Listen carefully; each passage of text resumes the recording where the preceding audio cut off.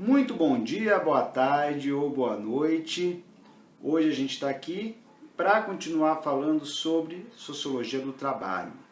E vamos falar hoje sobre o modo de produção capitalista.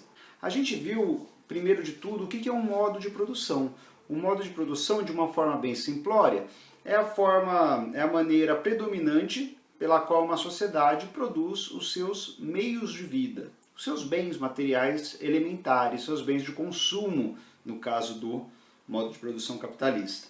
E a gente viu que todo modo de produção ele é formado por forças produtivas e relações de produção. Quando a gente fala de forças produtivas, a gente está falando de meios de produção, então as matérias-primas, a terra,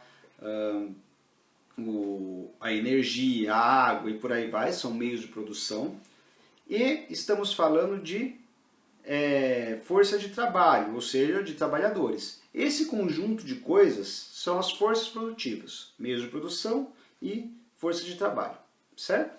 Além das forças produtivas, nós temos também, todo modo de produção tem também suas relações de produção, ou seja, como aquelas forças produtivas se relacionam de modo a produzir. Quando a gente fala em relações de produção, a gente está falando as relações de trabalho. Como que é organizado o trabalho, certo? Como que é organizada a condição dos trabalhadores no trabalho. Como que é realizado o comando do processo produtivo. Agora, quais são as características principais do modo de produção capitalista? A gente pode elencar algumas, certo? Que talvez não esgote, não apresente tudo do capitalismo, mas já dá uma noção boa.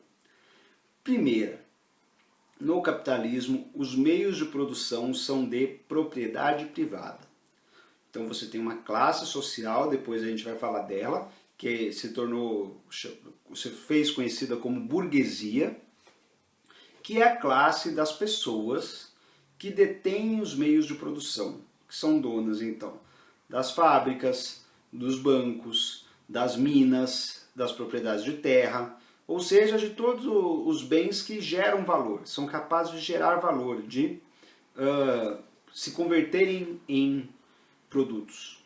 Segunda característica, o trabalho no capitalismo é assalariado, ou seja, o trabalhador recebe um salário que é acertado mediante um contrato com o seu empregador, com o burguês, e nesse contrato é definidas as condições de trabalho e o salário do trabalhador. Então, o trabalhador recebe um meio de troca, que é o dinheiro, em troca do seu trabalho. E ele pode usar esse dinheiro para comprar diversos produtos, inclusive o que ele mesmo produz, porque ele não fica com o produto que ele mesmo produz. Quem fica com o produto que ele produz é o dono da fábrica, o dono da fazenda, enfim. E aí o trabalhador usa esse dinheiro para comprar várias coisas, inclusive, eventualmente, aquilo que ele mesmo produz. Terceira característica é que o capitalismo, principalmente a partir da sua fase industrial, ele se baseia na concorrência. Então você tem vários produtores produzindo o mesmo produto e esses produtores, essas fábricas ou essas fazendas ou esses bancos concorrem entre si pelos seus clientes. A concorrência também está presente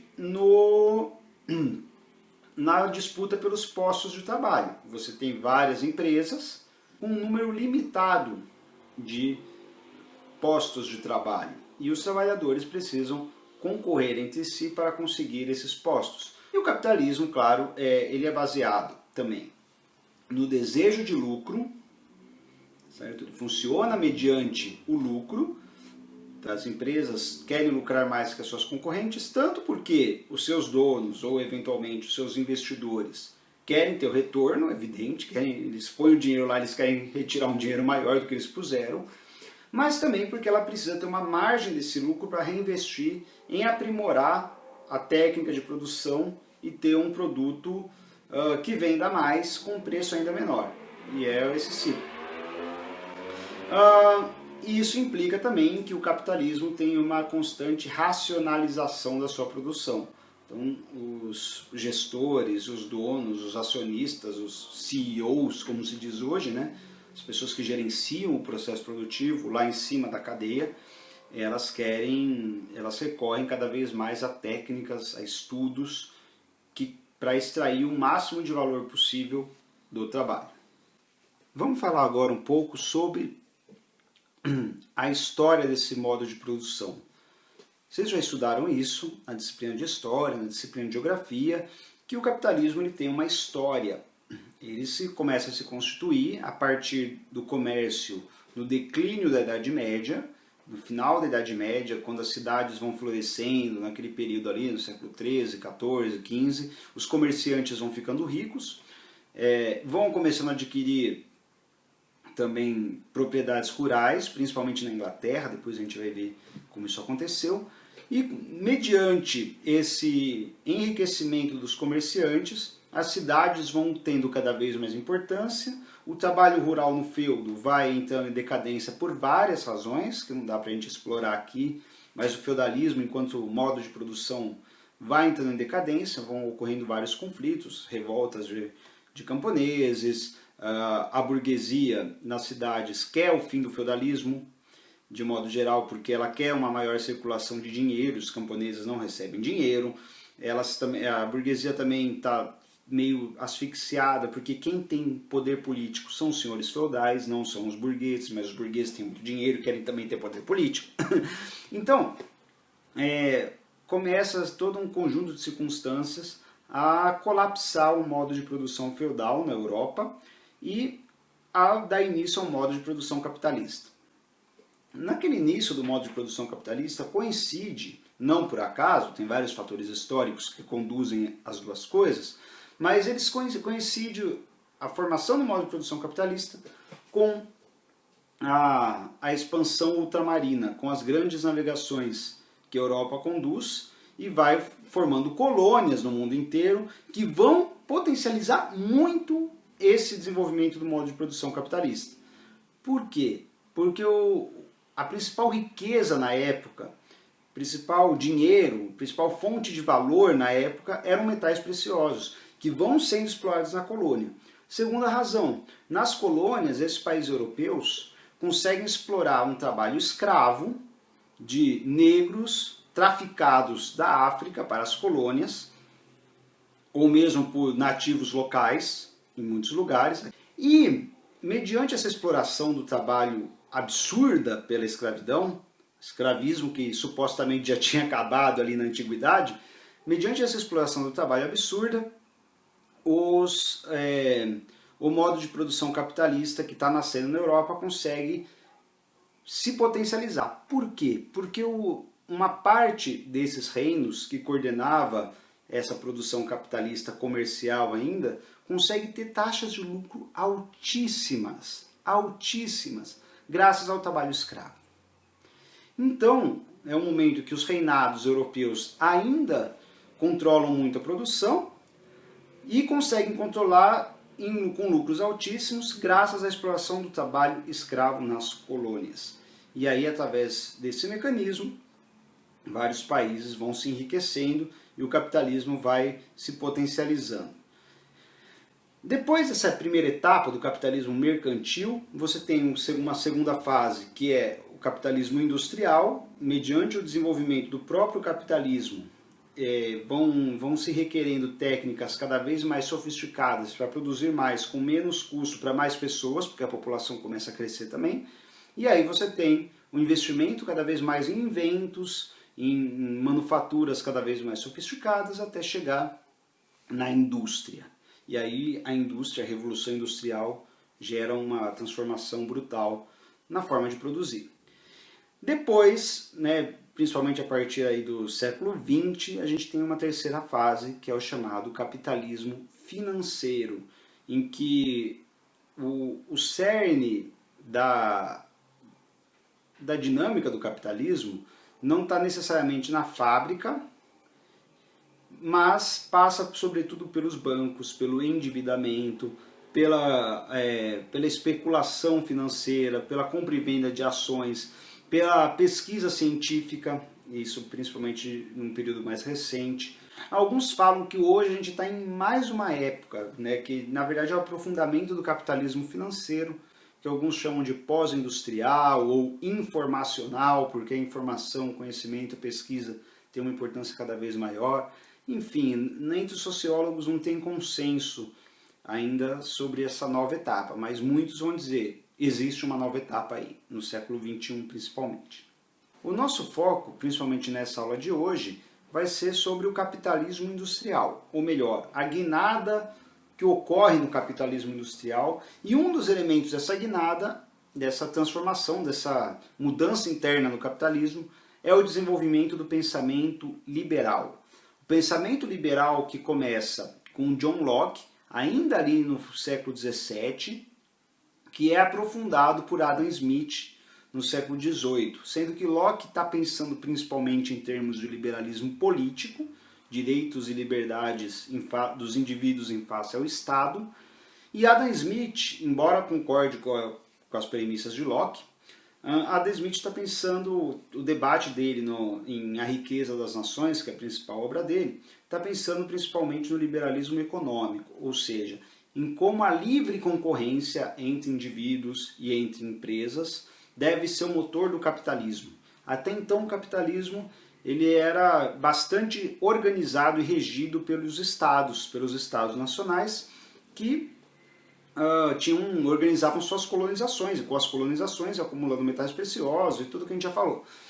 A partir do Adam Smith começa claro, das ideias dele sendo adotadas, implementadas principalmente a partir da Inglaterra, começa a entrar nisso uma nova era do capitalismo, que é o capitalismo industrial, que está se desenvolvendo a indústria exatamente nesse período, e é um capitalismo que segue uma doutrina liberal, uma doutrina em que o Estado deve intervir cada vez menos. Esse próprio Estado, ele no geral vai sendo, mediante as revoluções, vai sendo comandado, governado pelas burguesias dos diferentes países, então com a Revolução Francesa, com a independência dos Estados Unidos, com a Revolução Inglesa, nos diferentes países é a burguesia que vai detendo maior poder e implementando um sistema de concorrência.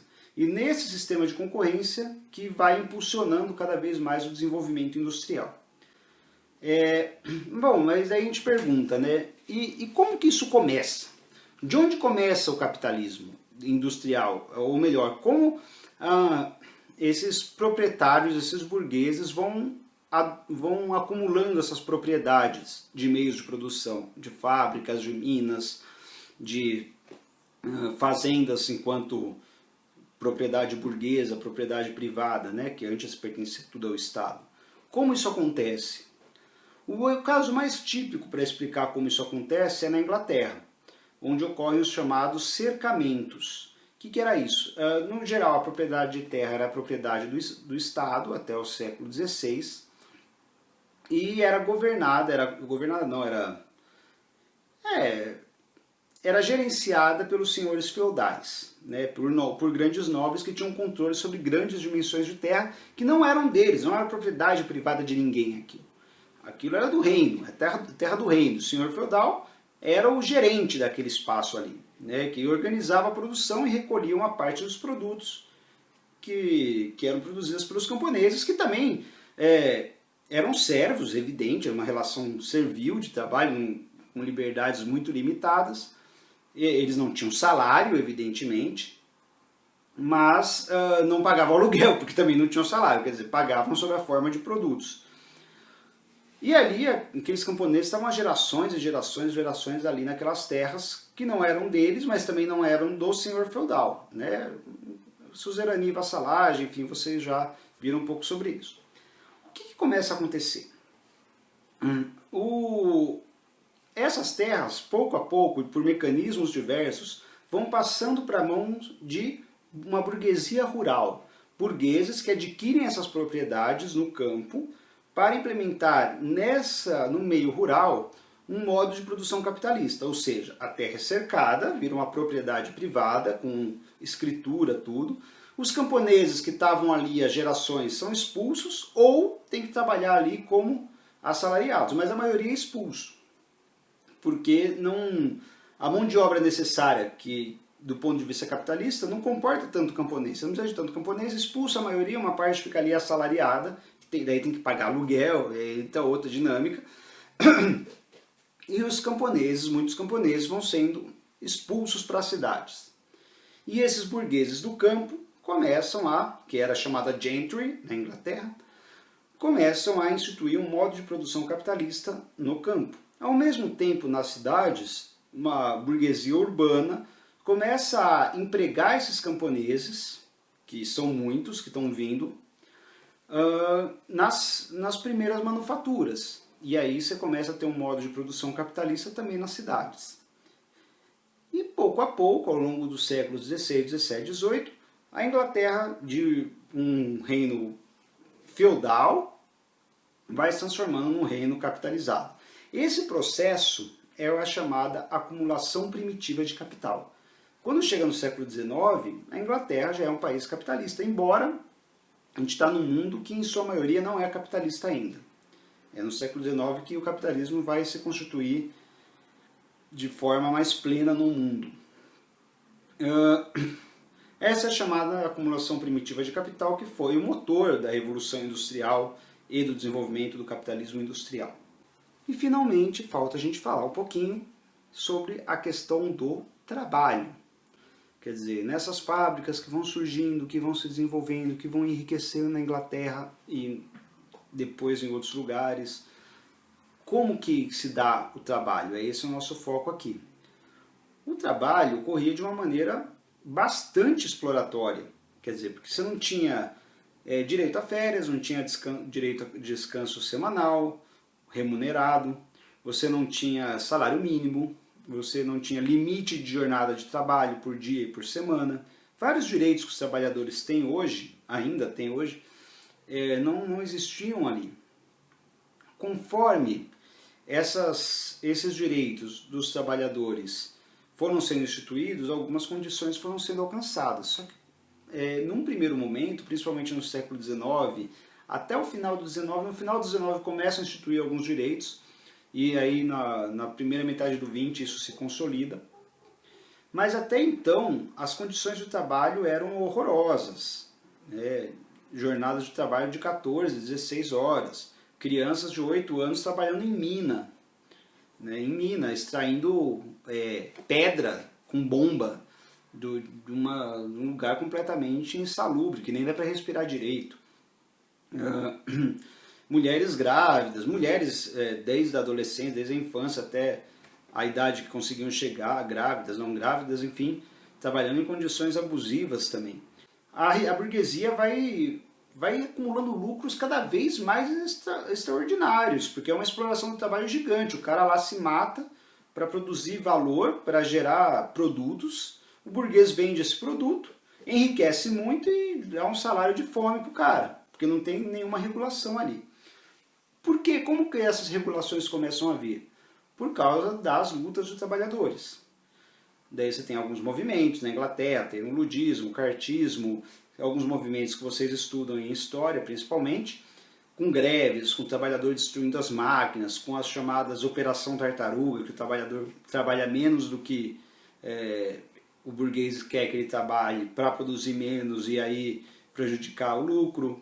Enfim, vão se desenvolvendo vários mecanismos, aí os trabalhadores começam a se organizar em sindicatos que são órgãos de representação desses trabalhadores, que começam a negociar com os burgueses melhores condições de trabalho, e pouco a pouco esses países capitalistas da Europa, dos Estados Unidos, depois também no chamado Terceiro Mundo, vão adotando leis trabalhistas para proteger e dar alguma dignidade a esses trabalhadores.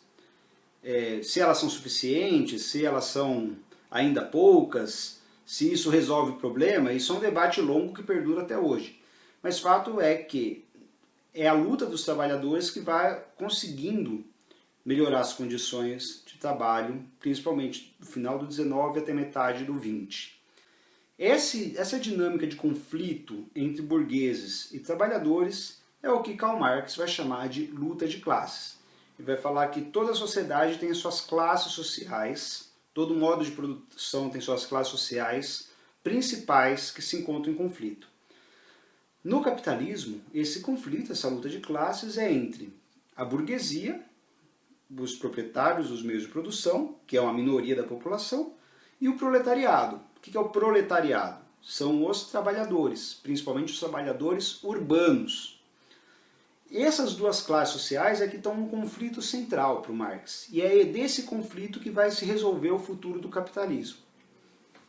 Marx não diz que só existem essas duas classes. Ele fala dos camponeses, ele fala de outros trabalhadores, de outras pessoas que no meio urbano sobrevivem de outras maneiras, que ele chama de lumpenproletariado. Mas enfim, ele fala essas duas classes, trabalhadores, né, proletário e burguesia, é que vão definir o futuro do capitalismo.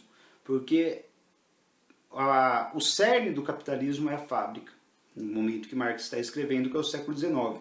E é na fábrica que você tem a relação entre essas duas classes. Enfim, a luta de classes, esse conflito de interesses imediatos e materiais entre as classes, é, na acepção marxista, o motor da história, ou o que faz as sociedades se transformarem, no sentido da ampliação de direitos, ou no sentido da redução, ou no sentido do colapso de todo um modo de produção. Por hoje é isso, pessoal. Agradeço a atenção de todos e na próxima semana temos mais conteúdo. Valeu!